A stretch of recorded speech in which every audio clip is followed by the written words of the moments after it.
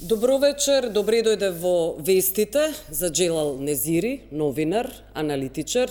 Ги анализираме превирањата во ДУИ, односно најавата на Изет Меджити, дека ќе иницира интерпелација кон вице-премиерот за политички систем Артан Групи. Изет Меджити е координатор на пратеничката група во собранието на ДУИ и ова изгледа прилично експлозивна изјава. Што се случува потоп во ДУИ? Мислам дека во ДУИ секогаш имало најмалку две фракции. И од секогаш, так. Се судирале и се бореле за по-добри позиции внатре во партијата. Особено од фактот што ДУИ веќе неколку мандата поред со источок на тој период 2006-2008 година е партија на власт. И кога партиите се на власт, главните судири се извира околу позиции, се разбира. Да. И така беше и случајот помеѓу господинот Меджити и Груби, кој што, нели, Меджити долго време беше градоначалник на Чаир, после изгледа имаше амбиции да има функција во извршната власт. Односно да биде министер или вице-премиер. Така. Факт што амбиција која не се оствари негова, така што и двајцата доаѓаат од ист регион на партијата, од ист огранок, и се случува таа битка помеѓу нив за превласт. Меѓутоа, јас мислам дека има уште една друга битка која се бие внатре во ДУИ, тоа е кој ќе биде наследник на Ахмети во ДУИ. Вечното прашање кој никогаш не се одговара заради тоа што и Ахмети ги смири страстите и рече дека ништо не се случува во ДУИ. Има ли некоја фракција која работи на рушење на Ахмети? Јас мислам дека нема фракција која работи на рушење на Ахмети, туку има фракција која се бори за превласт во ДУИ откако Ахмети ќе одлучи да се замени од партијата. Што значи тоа? Откако ќе одлучи? Се знае ли воопшто кога би одлучил? Не се знае. Имаше најави од него лично преку изјави во медиуми порано дека откако ќе се оствари неговиот сон земјата да биде членка во НАТО и кога ќе се започнат преговорите за членство во Европската унија, тогаш ќе се повлече.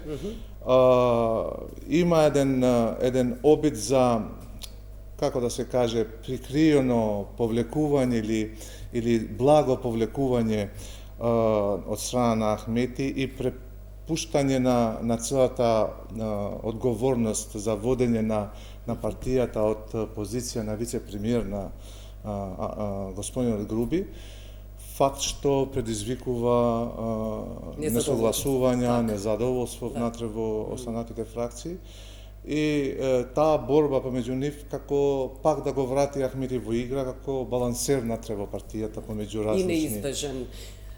И да, мора да остане всушност, да. Но не само Меджити, Муса Џафери, Садула Дураку, Блерим Беџети, тоа се луѓето кои се незадоволната формација всушност во ДУИ и Изет Меджити не одеше неколку недели во собранието. Прилично незгодно за Заев. Видете, ДУИ како политичка партија на последниот конгрес веќе ја усвои таа визија или платформа ДУИ во наредните 10 години, како се викаше ДУИ после 2020 година, која што предвидуваше и реформи, кадровски реформи и кадровски освежувања, така што целата ова група на функционери се бивши функционери кои порано биле главни фигури внатре во партијата и сега гледа дека полека ги губат позициите. И се случува една интересна соработка помеѓу нив, од причина што порано, да речеме, Муса Џафери не беше во толку добри односи со Меджити. Така што сите овие функционери се ги обединило всушност, стравот дека ќе губат партијата и влијанието во политичкиот субјект. Така што мислам дека овие превирања и овие битки внатре во ДУИ ќе продолжат и понатаму, како што биле и години назад. Јас велам дека тоа е еден вид нормалност во функционирањето на оваа партија. Но дали е закана тоа за Заев, ако знаеме дека ЛДП најавија самостојно делување, Демократскиот сојуз на Павле Тројанов, ДОМ Дуи се последните со превирањата со Артан Групи?